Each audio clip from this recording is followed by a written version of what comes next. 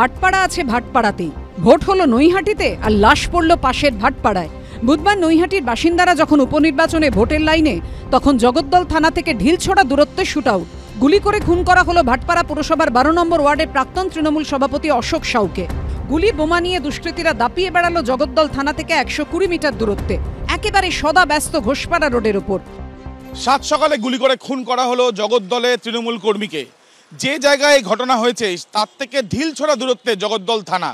সরজমিনে তা খতিয়ে দেখার জন্য আমরা নিয়ে এলাম একটি ফিতে, যে ফিতেটি 30 মিটার পর্যন্ত মাপা যায়। ঠিক যে জায়গায় আমরা দাঁড়িয়ে রয়েছি, 30 মিটারের এই যে ফিতে, সেটা এখানে এসেই শেষ হচ্ছে। এবার আমরা দেখব ঠিক এই ফিতের মাধ্যমে জগদ্দল থানা, সেই জগদ্দল থানার সামনে আমরা রয়েছি এবং জগদ্দল থানার এই যে গেট 126 মিটারের কিছু বেশি, প্রায় 127 মিটার পর্যন্ত হচ্ছে দূরত্ব ঘটনাস্থল থেকে ব্যারাকপুর পুলিশ কমিশনারেটের অন্তর্গত এই যে জগদ্দল থানা, যা বোর্ড আমরা দেখতে পাচ্ছি, সেই জগদ্দল থানা। প্রত্যক্ষদর্শীদের দাবি, বুধবার সকালে পালঘাট রোডের মতো ব্যস্ত এলাকায় একটি চায়ের দোকানে বসে চা খাচ্ছিলেন তৃণমূল নেতা অশোক সাউ। সেই সময় 3 দুষ্কৃতী এসে হামলা চালায়। দোকানের মধ্যেই গুলিতে ঝাঁঝরা করে দেওয়া হয় তৃণমূল নেতাকে। আমরা চায়ের দোকানে বসেছিলাম, হঠাৎ দেখলাম কি বাইরে একটা বিরাট শব্দ শোনা গেল। ওর পরে দেখলাম কি 2-3টে ছেলে এসে রিভলভার নিয়ে মানে শ্যুট করলো আপনার কম্পাউন্ডে, চায়ের দোকানের বাইরে। বুঝতে পেরেছেন, রিভলভারটা দেখলাম, শ্যুট করলো, ওটাও দেখলাম, আগুন বেরোচ্ছিল, ওটাও দেখলাম।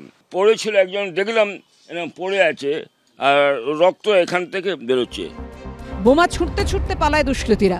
চায়ের দোকানে পড়ে আছে কৌটো বোমা। গুলিবিদ্ধ তৃণমূল নেতাকে ভাটপাড়া স্টেট জেনারেল হাসপাতালে নিয়ে গেলে মৃত বলে ঘোষণা করেন চিকিৎসকরা।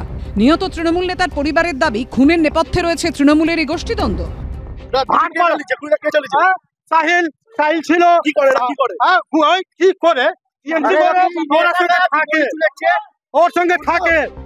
একটা সময় ছিল যখন ভাটপাড়া মানি বাংলার শিক্ষা ঐতিহ্য, ভাটপাড়া মানে পণ্ডিতদের পীঠস্থান।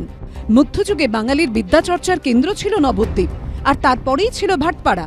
এই ভাটপাড়াকে তখন কেউ বলতেন দ্বিতীয় নবদ্বীপ, কেউ বলতেন বাংলার অক্সফোর্ড। আর আজ সেই ভাটপাড়া মানেই গুলি বোমার আঁতুর ঘর। ভাটপাড়া মানেই ক্ষতবিক্ষত রক্তাক্ত দেহ।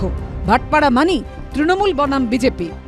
যেখানে গুলি চলেছে জগদ্দল থানা থেকে 20 মিটার দূরে। এই থানার পিছনে মদের ঠেক চলে, থানার পিছনে জুয়া ঠেক চলে, সোমনাথ শ্যামের আর পার্থভূমিকের লোকেরা চালায়। এই ঘটনার পিছনে যে মাস্টারমাইন্ড কাজ করছে সেটা হচ্ছে প্রাক্তন সাংসদ অর্জুন, যার সাকরে পঙ্কজ এই ঘটনাটা ঘটিয়েছে।